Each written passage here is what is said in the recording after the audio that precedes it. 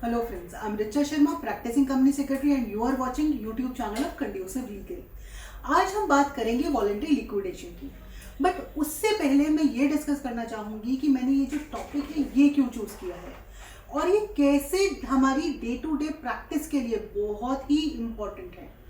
क्योंकि अक्सर हमें प्रोविजंस पता तो होते हैं, बट उसे कब, कहाँ और कैसे यूज़ करना है उसमें हम अक्सर चूक कर जाते हैं। स्ट्राइक ऑफ के प्रोविजन हम सबको पता है और सबने कभी ना कभी किसी न किसी कंपनी का स्ट्राइक ऑफ कराया होता है। तो ये तो हम सबको क्लियर है कि स्ट्राइक ऑफ कराने के लिए या तो कंपनी ने इनकॉर्पोरेशन से 1 साल तक कोई बिजनेस शुरू ना किया हो, या अगर बिजनेस शुरू कर दिया है तो लास्ट 2 इयर्स में उसने कोई बिजनेस नहीं किया हो, और जो हमारी स्टेटमेंट ऑफ अकाउंट्स है वो भी नील की होनी चाहिए। बट बहुत बार ऐसे केसेस हम सबके पास आते हैं कि ना तो हम अब कंप्लाइंस करना चाहते और ना ही 2 साल का वेट कर सकते कंपनी को स्ट्राइक ऑफ करने के लिए, या फिर इससे भी जो प्रैक्टिकल प्रॉब्लम आती है वो ये आती है कि ना तो काम करना चाहते हैं और ना ही हम कंपनी की बैलेंस शीट जो है उसे नील की कर सकते, क्योंकि या तो उस कंपनी में कोई लैंड होती है या कोई ऐसी ट्रांजैक्शन होती है जिससे कि उस बैलेंस शीट को नील करना पॉसिबल नहीं होता। अब ऐसे केस में अक्सर हम क्लाइंट को ये बोलते हैं कि जी ये जो कंपनी है ये स्ट्राइक ऑफ के थ्रू बंद नहीं हो सकती। वहां से रोल शुरू होता है आपका वॉलंटरी वाइंडिंग अप का, यानी आसान शब्दों में अगर मैं समझाऊं तो जहां स्ट्राइक ऑफ के थ्रू कंपनी बंद नहीं हो सकती वहां वॉलंटरी लिक्विडेशन से या वॉलंटरी वाइंडिंग अप के थ्रू आप कंपनी को बंद कर सकते हैं।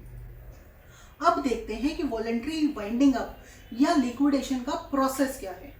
जैसा कि हम सबको पता है, जैसा नेम अपने आप सजेस्ट करता है, वॉलंटरी लिक्विडेशन का मतलब होता है कि स्टेक होल्डर खुद ही कंपनी को लिक्विडेट करना चाहते हैं या खुद ही लिक्विडेट करने के लिए तैयार है। इसमें जो सबसे पहला स्टेप होता है वो है डिक्लेरेशन ऑफ सॉल्वेंसी।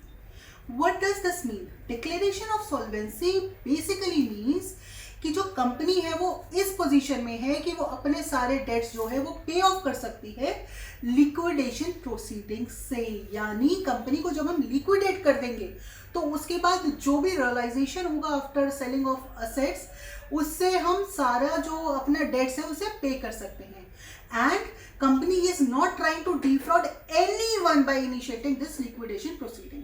अब डिक्लेरेशन तो दे दी डायरेक्टर्स ने, इसे कब, कहां और कैसे फाइल करना है तो ये फाइल करनी होगी आपको आरओसी के पास GLN 2 में in the form of affidavit along with the audited financial statement for past 2 years.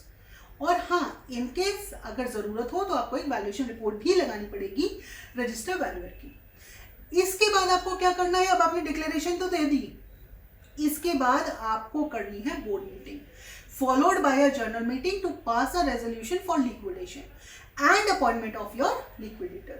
And most importantly, अगर कंपनी में डेट है तो मेक श्योर कि 2/3 ऑफ द क्रेडिटर्स का अप्रूवल भी इस केस में मैंडेटरी है। इसके बाद क्योंकि रेजोल्यूशन पास हो चुका है तो SR पास होने के बाद कंपनी के जो सारे अफेयर्स हैं वो लिक्विडेटर देखेगा। तो अपॉइंटमेंट के विद इन 5 डेज लिक्विडेटर को एक पब्लिक अनाउंसमेंट करनी होगी। जैसा आपको पता है 90% जब पब्लिक अनाउंसमेंट होती है तो वो एक इंग्लिश न्यूज़पेपर और एक वर्नाकुलर लैंग्वेज के न्यूज़पेपर में की जाती है, inviting claims from the stakeholders, जिसमें कि वो ये कहेगा कि ये कंपनी अब लिक्विडेशन में है, अगर आपका इसके अगेंस्ट कोई क्लेम है तो विद इन 30 डेज आप हमें ये क्लेम्स भेज दीजिए। और इसके बाद वो वैलिड क्लेम्स को उसमें से स्क्रूटनाइज करके विद इन 45 डेज अपनी जो प्रिलिमिनरी रिपोर्ट है उसे फाइल करनी होगी कंपनी के पास। इसके साथ ही इन्हें एक सेपरेट बैंक अकाउंट जो है वो ओपन करना पड़ेगा, बिकॉज जो ये प्रोसीडिंग्स आएंगी रियलाइजेशन से वो एक सेपरेट बैंक अकाउंट में जमा की जाएगी और इस बैंक अकाउंट का जो नेम होगा वो कंपनी के नेम के साथ साथ फॉलोड होगा by that company is in liquidation. जैसे मान लीजिए कंपनी का नाम है ABC लिमिटेड तो अकाउंट का नाम होगा ABC लिमिटेड इन वॉलंटरी लिक्विडेशन। जैसे हम नॉर्मली डिविडेंड अकाउंट भी सेपरेट खोलते हैं तो उसमें लिखते हैं अनपेड डिविडेंड अकाउंट, ऐसे ही इसमें ABC लिमिटेड इन वॉलंटरी लिक्विडेशन अकाउंट का नाम रखा जाएगा। इसके बाद जब लिक्विडेटर असेट्स लिक्विडेट कर लेगा और उसका जो अमाउंट है वो रियलाइज कर लेगा तो ये सारे स्टेक होल्डर्स में या जिनके भी वैलिड क्लेम है उनमें डिस्ट्रीब्यूट किया जाएगा। अपनी लिक्विडेशन फीस निकालने के बाद ये डिस्ट्रीब्यूट करता है लिक्विडेटर्स।